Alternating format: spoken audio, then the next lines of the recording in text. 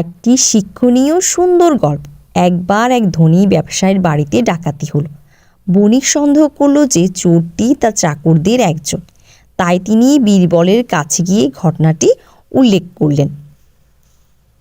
বীরবল তার বাড়িতে গিয়ে তার সমস্ত চাকরদের একত্র করে জিজ্ঞাসা করলেন যে বণিকের জিনিস কে চুরি করেছে। সবাই অস্বীকার করল। বীরবল এক মুহূর্ত ভাবলেন, তারপর বণিকের সমস্ত চাকরদের সমান লম্বা একটি করে লাঠি দিয়ে বললেন, আসল চোরের লাঠিটা কাল 2 ইঞ্চি লম্বা হয়ে যাবে। আগামীকাল সবাইকে লাঠি নিয়ে উপস্থিত হতে হবে।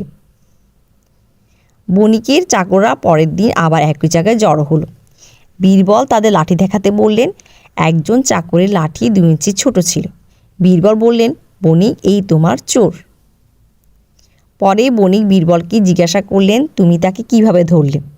বীরবল বললেন, চোর তার লাঠি রাতে 2 ইঞ্চি ছোট করে ফেলেছিল, এই ভয়ে যে সকালের মধ্যে তার লাঠি 2 ইঞ্চি লম্বা হবে।